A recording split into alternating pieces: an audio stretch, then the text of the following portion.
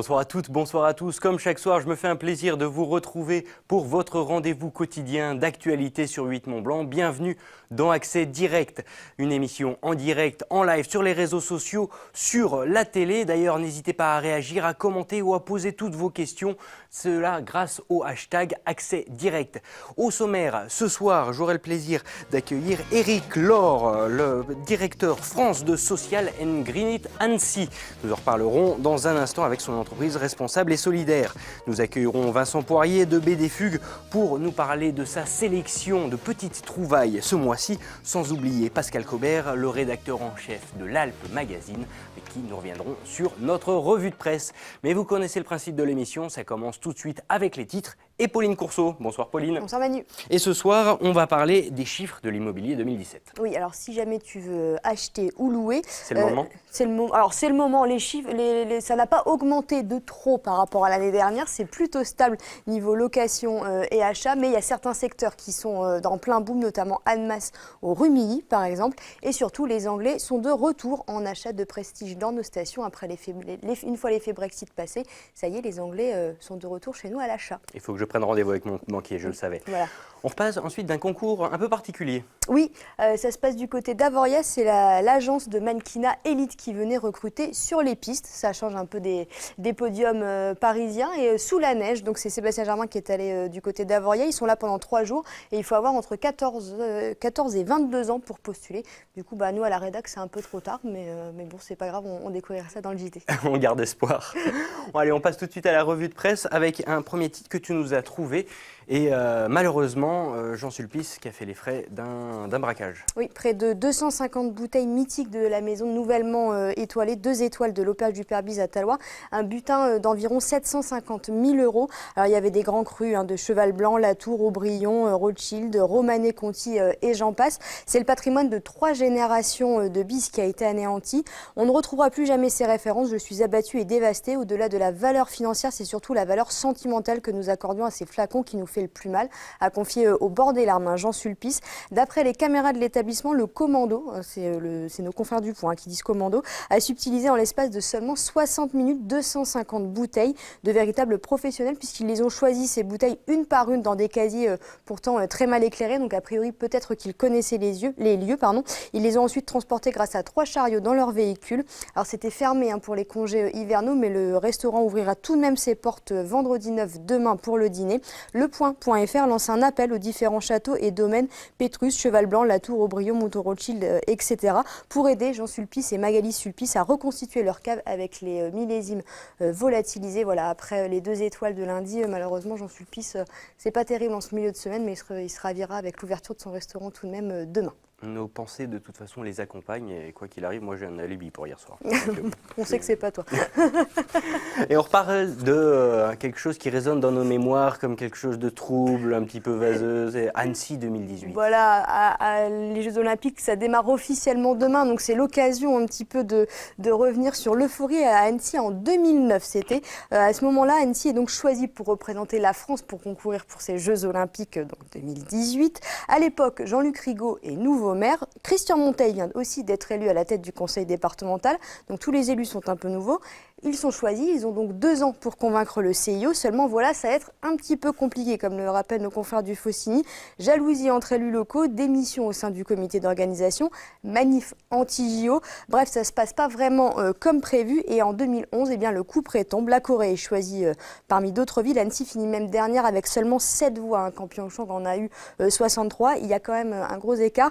Et c'est surtout l'ironie du sort. Après plusieurs hivers sans neige, cette année, oui, on avait de la neige. Donc oui, on aurait pu faire les Jeux Olympiques avec de plein de neige, avec du soleil aussi de temps en temps et surtout pas des températures à -20, -25 comme on attend en Corée du Nord. Bref, c'est un petit peu dommage, ça aurait été très beau aux Jeux Olympiques. Annecy peut donc s'en vouloir et le Faucigny termine son article en soulignant que de cette déroute restent les mêmes élus. Et oui, c'était exactement les mêmes élus en 2008, comme quoi perdre des Jeux Olympiques, c'est pas si pire pour les élus. On s'en souvient avec Fanette, on était sur le paquet à ce moment-là. C'est des mauvais souvenirs? Alors non, mais c'était le souvenir d'un grand tué quand Pyeongchang a été élu. ou le silence, juste le silence sur tout le paquet. Il y avait des centaines, des milliers de personnes sur le paquet et personne qui disait un mot. Du coup, on sera obligé de se lever ou de ne pas dormir la nuit pour voir ces Jeux Olympiques. Et on continue à parler des Jeux Olympiques et des reliques d'Annecy, justement. Bah oui, tu vois, on était un peu en phase finalement sur notre revue de presse parce que comme tu le disais, en 2009, Annecy était ville requérante donc pour les Jeux et avait fait beaucoup de bruit et beaucoup de merchandising ou d'objets publicitaires comme aiment En français. Voilà, comme aiment les amis de la langue française. Aujourd'hui, pour la plupart, tous ces objets siglés donc Annecy 2018 sont relégués au rang de reliquats poussiéreux au fond d'un tiroir au mieux. Sinon, les quelques 80 000 objets qui avaient été donc logotés sont désormais en vente. C'est un gros boom sur les plateformes de vente en ligne. Alors j'ai fait un petit check, entre 2 € pour le porte-clés jusqu'à 40-50 € pour des gros lots. Dis-toi, des t-shirts immétables, des casquettes très très particulières, voire des opinels, des clés USB et même du papier à lettres logoté. Il y en a vraiment pour tous les goûts. Donc c'est à se demander si ces gens aiment bien surfer sur la tendance vintage ou s'il y avait encore quelques incorruptibles qui croyaient encore, en tout cas jusqu'à ces jours-ci. En tout cas, Annecy 2018 semble ressurgir dans les mémoires des gens qui tentent toujours aujourd'hui de tirer un trait définitif sur cette histoire plus ou moins malheureuse. C'est pour les grands nostalgiques. On va dire ça. Et on continue à parler Jeux Olympiques avec des stations de ski fantômes. Bah oui, parce que nos confrères de Courrier International sont allés faire un petit tour. Ils sont déjà arrivés à Pyeongchang et à moins d'1 heure de route des sites des Jeux Olympiques, on peut trouver une station qui s'appelle l'Alp Ski Resort. Alors c'est un nom qui fait rêver, mais voici une station qui est tout simplement abandonnée depuis 2006, proche de la zone démilitarisée. Cette bourgade qui se vantait il y a quelques années encore d'être le record national de cumul de neige naturelle, a été tout simplement abandonné par ses actionnaires il y a une douzaine d'années. Les habitants qui travaillaient donc tous dans le business du ski se sont reconvertis pour la plupart en, je te le donne en mille, cultivateurs de poivrons. Bah oui, pourquoi pas. Mais les pistes de ski, ça laisse de la marge et ça fait des grands champs en plus. Bon, ils sont un peu en pente, mais c'est pas grave. Et même si certains ont encore gardé leur stock de ski de location, au cas où, comme ils disent, on préfère penser que les nouvelles infrastructures qui ont été installées en Corée pour près de 655 millions d'euros, on le rappelle, redonneront goût donc aux Coréens pour la culture du ski. C'est parce qu'il fait trop froid. Peut-être, on leur posera la question d'ici quelques jours et demain soir après la cérémonie d'ouverture. Merci beaucoup. Merci, Pauline. Amélie, On se retrouve tout à l'heure. Et pendant que Pauline finit d'aller se préparer, j'accueille mon invité du jour, Éric Laure.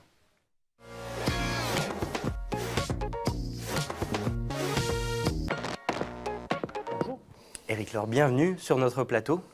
Vous êtes de la société sociale Ngrinit. Alors, à la base, c'est une entreprise haut-savoyarde à but non lucratif et qui est partie de quelle idée? Expliquez-moi un petit peu. Alors au départ, c'est un concept allemand que j'ai trouvé en Allemagne d'une entreprise qui faisait exactement la même chose et dont l'activité consistait à collecter le matériel informatique en fin de vie, c'est-à-dire que les entreprises qui ont des cycles de changement de matériel informatique se séparent de leurs équipements. Et le but du jeu, c'était de les récupérer, d'effacer les données et de redonner une deuxième vie à ces équipements. Alors dans un cadre un peu particulier, puisque c'est l'aspect écologique du concept, de redonner une deuxième vie, mais également dans un cadre social, puisque nous faisons travailler des personnes en situation de handicap. Et c'est ce concept allemand que j'ai rapporté sur la Haute-Savoie. Alors, c'était une explication, ma foi, très claire, mais au cas où vous n'avez pas encore compris, on va regarder tout de suite un petit extrait pour tout de suite vous mettre dans l'ambiance. On regarde.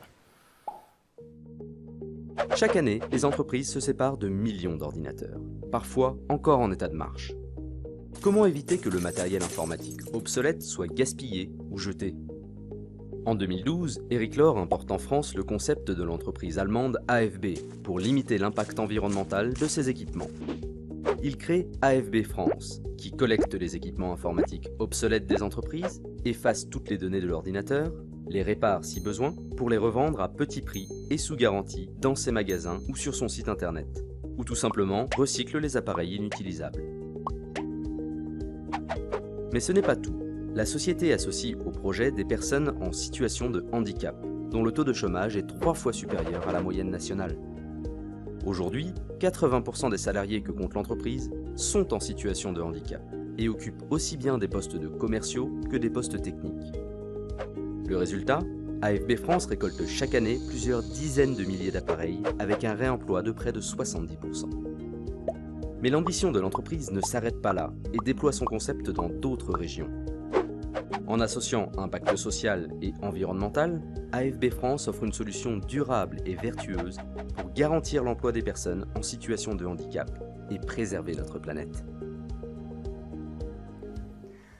Éric Laure, cette idée, à la base, c'était vraiment de monter une entreprise responsable, à but non lucratif.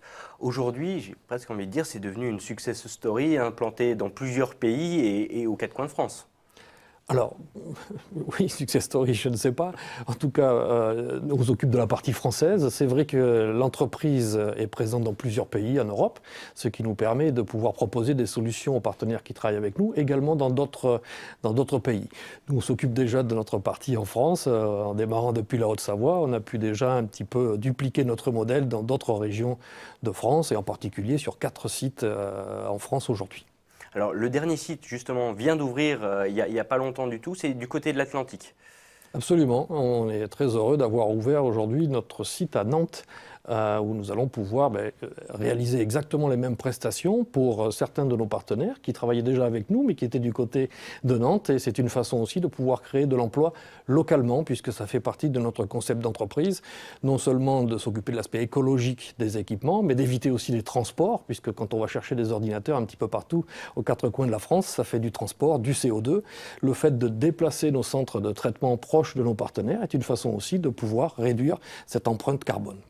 L'une des valeurs qui vous tenait à cœur, c'était aussi de garder ce statut d'entreprise adaptée, avec du personnel en situation de handicap. Absolument. Notre entreprise repose sur 2 concepts, l'aspect écologique, le fait de réutiliser des équipements qui peuvent encore servir à des personnes qui vont en avoir la nécessité parce qu'ils n'ont pas le même besoin qu'une entreprise, mais aussi avec l'accompagnement social de personnes en situation de handicap qui ne trouvent pas forcément un travail aussi facilement que les autres personnes. C'était cette double ambition de répondre à la fois à un aspect utile de son activité, s'occuper de ses équipements dont ces entreprises se séparent tous les ans, tout en créant des postes pour des personnes qui sont parfois éloignées de l'emploi. Alors aujourd'hui dans notre société où on peut le dire, il y a un culte de l'obsolescence programmée, je suis sûr que vous devez avoir énormément de travail, énormément d'arrivage de matériel. Oui, c'est vrai qu'aujourd'hui, on arrive à trouver des entreprises de la région, mais pas seulement, même sur le plan national, d'entreprises qui ont cette nécessité de se séparer proprement de leurs équipements, proprement parce qu'il s'agit de leur donner une deuxième vie ou du moins de s'assurer que ces équipements sont détruits de manière écologique, la récupération de matière pour pouvoir faire d'autres éléments, mais c'est surtout aussi pour beaucoup d'entreprises l'assurance d'avoir leurs données, les données de l'entreprise, effacées de manière sécurisée, parce que la force de notre entreprise réside là, à savoir la mise en place d'un processus qui nous permet de garantir aux partenaires qui nous confient leurs équipements l'effacement total des informations qui sont sur ces ordinateurs. En quelques années, vous vous êtes fait un nom, une réputation. Aujourd'hui, ce sont les entreprises qui vous appellent, qui vous démarchent pour savoir si vous pouvez récupérer, si vous avez du matériel ou vous avez encore la nécessité finalement d'aller à droite, à gauche pour essayer de mettre en place des partenariats?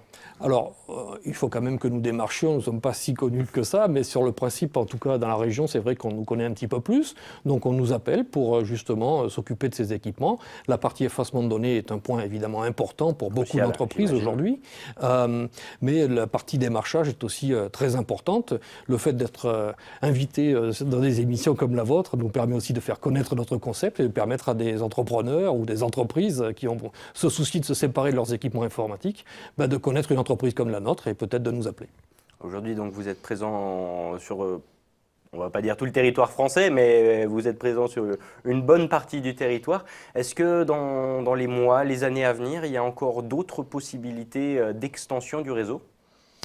En tout cas, c'est un souhait. Ça se fait doucement, petit à petit, en fonction des partenaires que nous arrivons à convaincre, puisqu'à chaque fois où il y a eu un projet de développement de site, c'est parce qu'il y a un partenaire à côté de ces sites-là, dans la même région, qui nous a soutenus en proposant les équipements. Donc en proposant les équipements, ça crée des emplois, on emploie des personnes sur place pour traiter ces équipements, et c'est une façon de faire avancer notre petite boule de neige dans chacune des régions. Alors, à terme, dans une version idyllique, jusqu'où elle irait cette boule de neige ?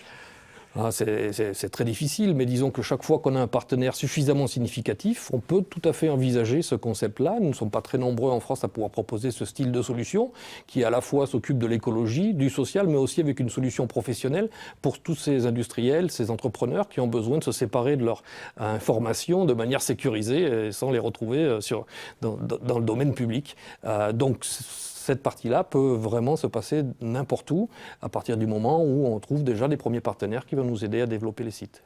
Vous aviez importé cette idée d'Allemagne. Aujourd'hui, il y a d'autres pays qui vous contactent justement pour essayer de tirer bénéfice de vos enseignements? En effet, nous avons eu dernièrement un appel de la région de Bruxelles où en fait ils voulaient se renseigner sur notre concept et savoir si c'était compliqué ou difficile à mettre en place. Donc je ne dirais pas qu'on nous appelle depuis l'étranger, mais vous posez la question, il se trouve qu'en effet on nous a contactés dernièrement par rapport à ça, de personnes qui avaient entendu parler de nous dans le cadre de l'ouverture justement du site de Nantes. Et ben voilà, le message est passé. Éric Laure, merci beaucoup d'avoir été avec nous ce soir. On le rappelle, directeur de AFB France, donc Social and Greenit Annecy, basé en Haute-Savoie, mais maintenant présent dans toute l'Europe. Merci d'avoir été avec nous. Je vous laisse repartir en régie. Merci. Et le temps d'accueillir notre invité Vincent Poirier de BD Fugue et ses dernières trouvailles.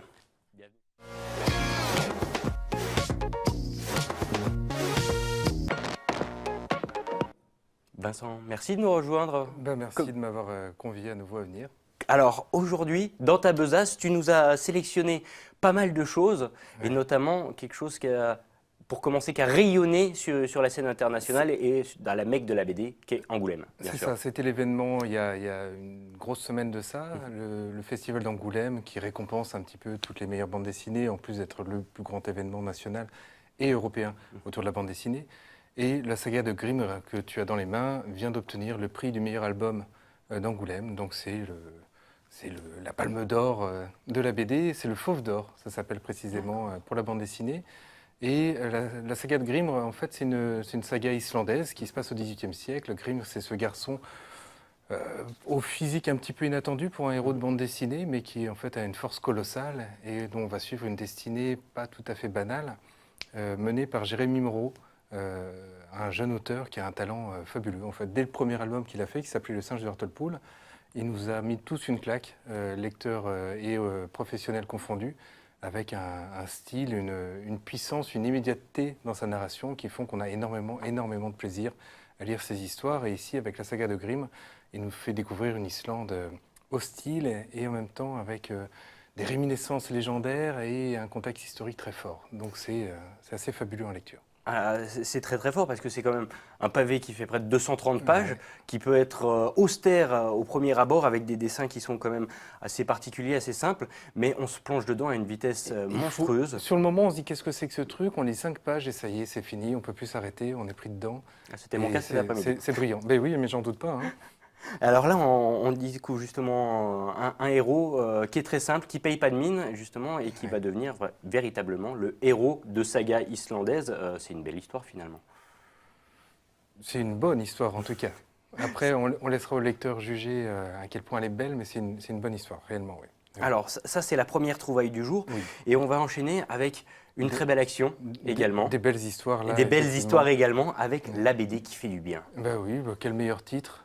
La BD qui fait du bien, une quarantaine d'auteurs. Facile, efficace. Qui nous parlent en 1, 2, 3 pages, 4 peut-être pour certains, d'histoires courtes de l'enfance, du quotidien, des éléments que beaucoup d'enfants peuvent connaître dans leur quotidien, qui ne sont pas toujours très drôles. Mais c'est raconté avec énormément de tendresse, énormément d'humour aussi. Le casting aussi le veut. Hein. On a Zep, entre autres, on a Nob, on a Keramidas, Lewis Trondheim. Enfin, je ne vais pas tous les citer. Parce que de toute façon, on n'est que sur un casting remarquable d'auteurs, parmi les plus grands actuels pour la jeunesse. La BD qui fait du bien, c'est une bande dessinée où chacun avait le devoir, on va dire, de raconter une bonne histoire avec effectivement cette tendresse dans ce quotidien, mais aussi l'envie finalement peut-être pour l'enfant de se sentir un peu rassuré sur certains éléments de vie qu'il peut avoir, qui sont parfois un peu compliqués, mais aussi tout simplement se détendre et passer un vrai bon moment de lecture. Je dis l'enfant, c'est familial comme lecture évidemment. Et puis gros avantage, parce que c'est pas fait pour rien, cette bande dessinée, les bénéfices sont reversés à l'association Imagine C'est for une Margot. bonne action également qu'on fait en achetant. Oui, tout à fait. ce livre. C'est pour lutter contre le cancer des enfants. Donc voilà, évidemment, ça a beaucoup de sens, en plus d'une grande lecture. Et c'est seulement 10 € pour plus de 70 pages. Donc c'est moins cher qu'une BD classique. Et c'est une bonne action au passage. Donc c'est le bonheur. Donc la BD qui fait du bien. N'hésitez pas vous aussi à faire une bonne action. C'est pour donc l'association Imagine for Margot. 10 € seulement, c'est pas grand-chose vu la qualité de ce qu'on a entre les mains exactement. Et c'est vrai que ça donne le sourire. Et sorti de la bonne action, c'est un vrai plaisir de lecture. Donc on fait coup double. Coup double en effet, et avec plein de styles qu'on reconnaît pour certains, d'autres qui nous font vraiment des expériences de lecture assez incroyables. On continue et on repasse dans une section historique cette fois-ci, avec les vies volées. Alors on repart un petit peu dans le temps. On change de continent là. Voilà, et on revient en Argentine dans les années 70-80. Alors si je ne dis pas de bêtises, il y a eu, c'était pas l'anarchie, mais c'était le régime totalitaire là-bas, et qu'il y a eu beaucoup de problèmes avec des enfants volés. Des enfants volés, effectivement, il y avait une partie de la population évidemment qui était en lutte avec le régime en place, et le régime en place, entre emprisonnement un petit peu abusif et voire carrément assassinat, il y a 500 enfants, en gros, qui ont été volés à leur famille d'origine et qui ont été donnés à des partisans, eux, proches du régime en place. De nombreuses années plus tard, c'est contemporain, c'est une histoire vraie, hein, ce contexte-là, on a donc un certain nombre d'enfants qui ne sont pas avec leurs vrais parents. Le seul moyen de le savoir, même si des fois physiquement on peut avoir des doutes, le seul moyen de le savoir, c'est un test ADN, et c'est l'histoire de Mario et Salvador qu'on va suivre dans ce contexte-là, où il y en a un qui émet quand même quelques petits doutes. Il se pose la question si vraiment ses parents biologiques, si ses parents sont vraiment les parents biologiques, et à faire le test. Et au milieu, il y a toute une histoire quand même avec une jeune femme qui va nous amener un peu de sourire et de baume au cœur, parce qu'il n'y a rien de mieux qu'une bonne histoire d'amour.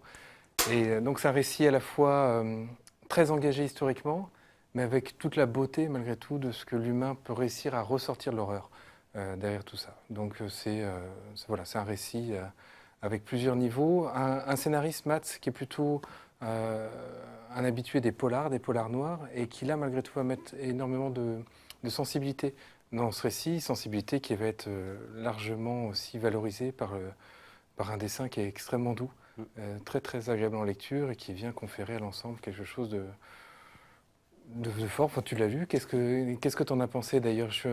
Alors là, pour le coup, j'ai été épaté par cette histoire, vraiment. Alors un coup de crayon très particulier, justement, avec beaucoup de remplissage dans les arrière-plans qui m'ont laissé un petit peu songeur.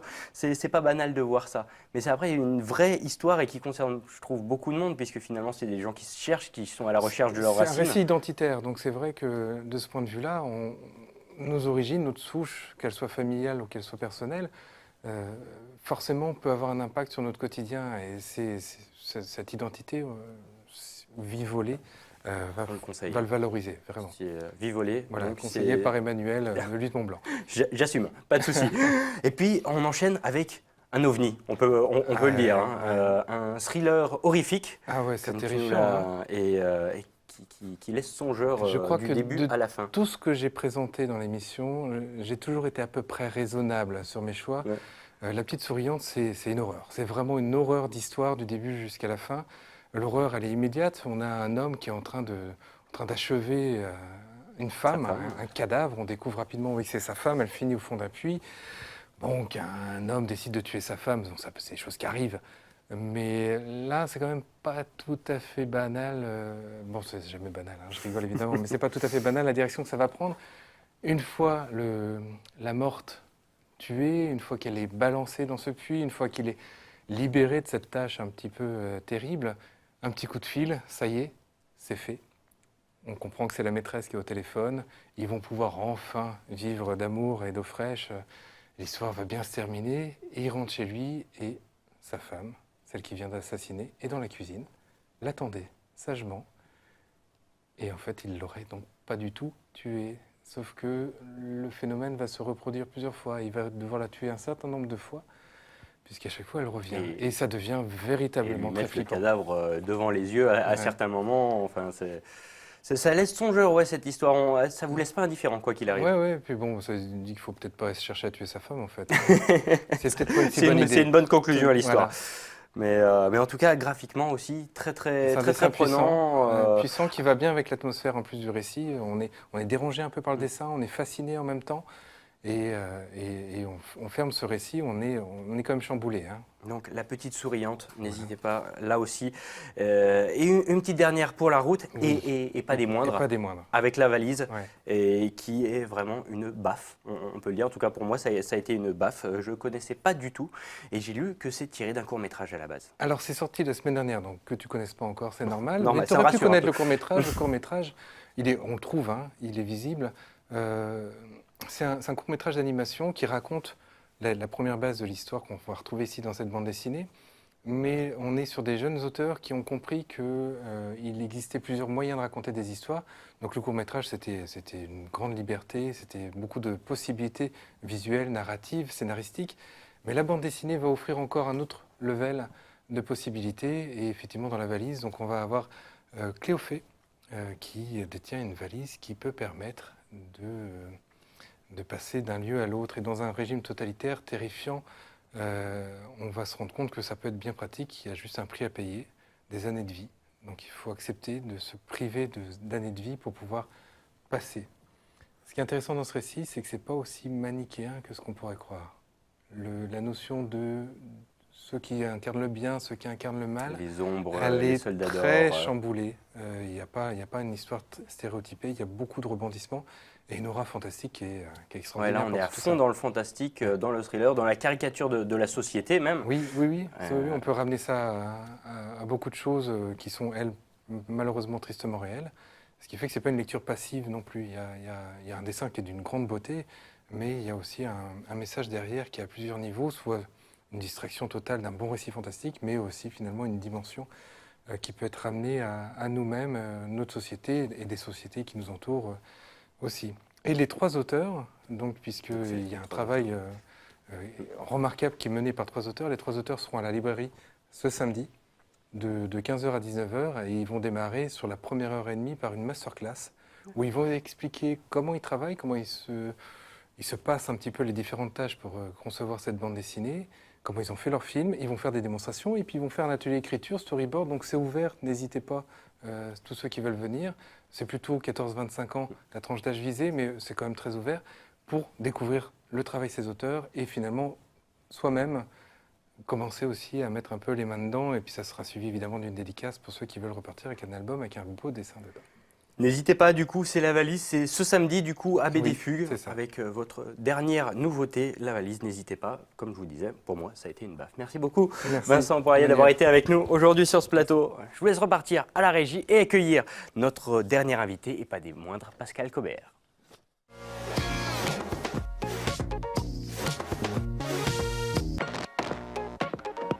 Bonjour Pascal. Bonsoir. Merci beaucoup d'être avec nous aujourd'hui. Plaisir. Vous êtes le rédacteur en chef de l'Alpe Magazine, le dernier numéro 79, tout frais, moulu, tout frais, édité, publié, vient de nous parvenir. Et notamment, on a fait un focus cette fois-ci sur les paysages de nos montagnes. C'est le dossier du numéro, effectivement. C'est le principe d'ailleurs de la revue que de consacrer une grosse partie de sa pagination, à peu près les 2/3, à un sujet en particulier. Donc le prochain, qui est à l'imprimerie en ce moment, ça va être sur la marche. Le précédent était sur la grande question du climat.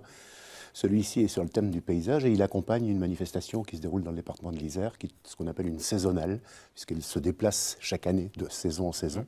La première avait eu lieu à l'automne. Et cette opération paysage se déroule cet hiver. Elle a démarré juste avant Noël, elle va se finir en fin mars. Et on accompagne effectivement un certain nombre de manifestations et d'expositions de paysage dans ce numéro de l'Alpe. Assez paradoxalement, dans l'Alpe, on n'avait jamais traité de paysage au sens large du terme. C'est incroyable. C'est un terme qui est très très vaste, mais qui est quand même assez attirant ou assez facile entre guillemets d'aborder dans nos pays montagneux. Oui. Surtout pour une revue comme l'Alpe, effectivement. C'est sûr.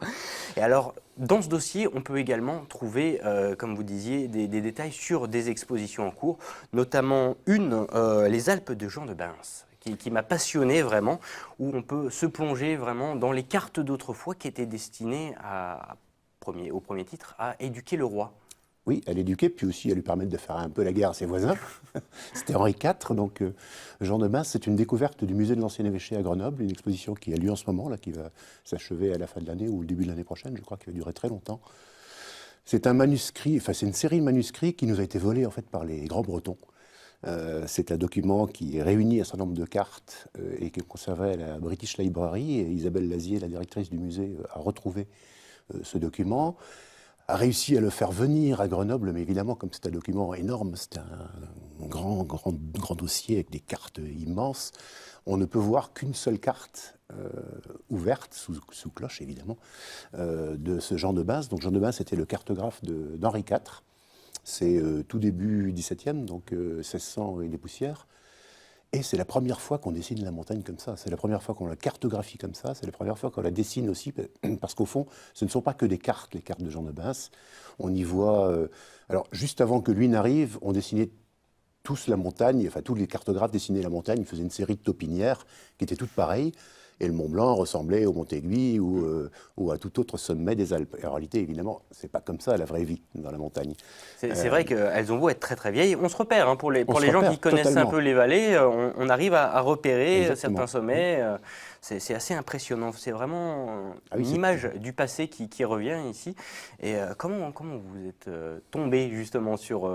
C'est Isabelle Lazier qui a retrouvé ce fameux document. Et qui est tout de suite venu vers vous. Alors non, qui ensuite est venu vers nous pour nous dire, voilà, j'ai cette exposition, il faut faire quelque chose dans l'Alpe, évidemment. Et comme c'était pour nous une grosse exposition, puis surtout une vraie découverte, quoi, parce que ces cartes-là, il y a des petits personnages dedans, on voit des gens en train de tirer des barques, on voit des bergers en train de garder des moutons dans l'alpage, enfin c'est des choses incroyables. Des cartes comme ça, on n'avait jamais vu ça, quoi. Donc on l'a accompagné par un grand article, c'est vrai qu'il doit faire... plus 10 ou 12 pages, je crois, avec une jeune auteure, doctorante en histoire, qui s'appelle Perrine Camus, qui a su aussi mettre en scène, scénariser en quelque sorte l'aventure de ce cartographe de Henri IV, sans lequel, effectivement, les cartes d'aujourd'hui ne seraient pas tout à fait les mêmes.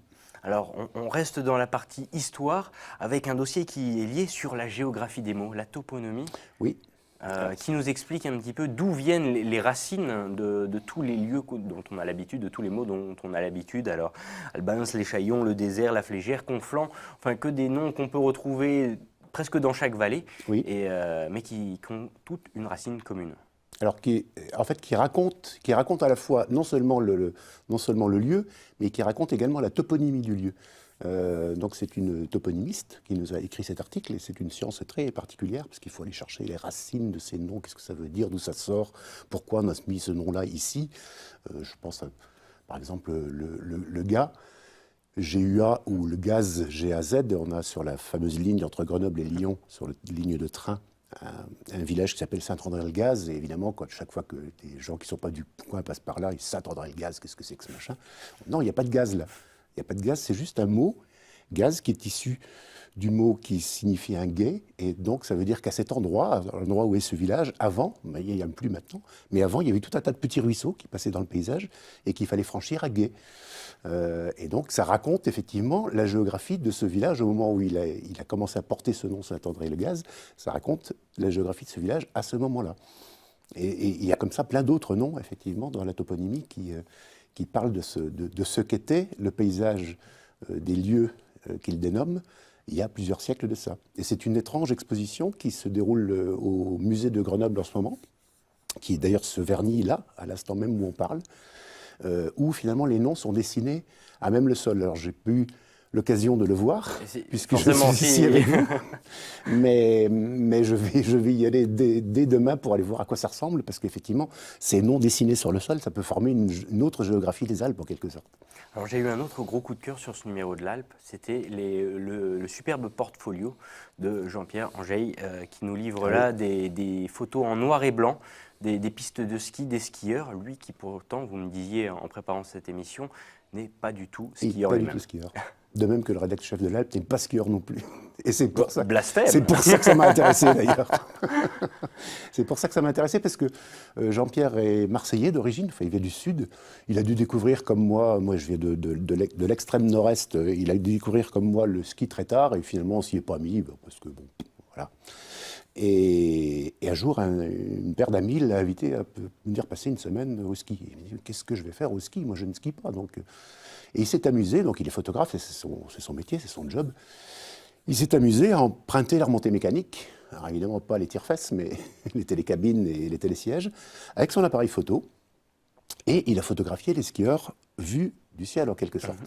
Et ça donne, alors son travail est extrêmement graphique, c'est presque, je l'ai qualifié, je crois, dans le texte qui accompagne cette série d'images de Samivelle en négatif. Tout à fait. Parce que Samivelle, autant Samivelle est dans ses dessins très, très blancs, dans la pureté, dans l'éther, autant lui, il est plutôt dans des contrastes très forts, avec une lumière rasante sur les volumes de neige qui forment comme ça des reliefs assez curieux. D'ailleurs, je crois qu'on a intitulé l'article la peau de la montagne ou quelque chose comme ça. Ouais, Parce qu'effectivement, on a l'impression qu'on touche la peau de l'Alpe et que si on enlève cette peau, on va trouver en dessous l'alpage, quoi. Donc c'est vraiment une vision d'artiste. Bluffant. Ouais, novateur. C'est vrai qu'on a l'habitude de voir des photos de paysages, de montagnes, de skieurs sur les pistes, mais de cette façon, oui, j'ai pas souvenir, c'est une première. C'est très étonnant, effectivement. C'est ce qui nous a séduit. D'ailleurs, chaque fois, les choses qui nous séduisent dans l'Alpe, c'est vraiment des choses qui sont un petit peu à côté, quoi, en marge. Pascal Covert, merci beaucoup d'avoir été avec nous. Merci on le rappelle, à vous de nous avoir l'Alpe accueillis. numéro 79, 79. qui est en kiosque. On fête nos 20 ans cette année. Et on va avoir l'occasion de vous réinviter du coup. Merci. Merci beaucoup d'avoir été avec nous. Plaisir. Allez, juste avant de se quitter très très rapidement, puisque je sais qu'on est un peu en retard, on va faire un petit cours du côté de la webcam à Valseny pour vous annoncer qu'en haut des pistes, 295 cm de neige, c'est au niveau de Valseny, 2890 en bas. 59 pistes sont ouvertes sur 61, avec un risque d'avalanche de 3 sur une échelle de 5, donc n'hésitez pas, c'est en Maurienne que ça se passe.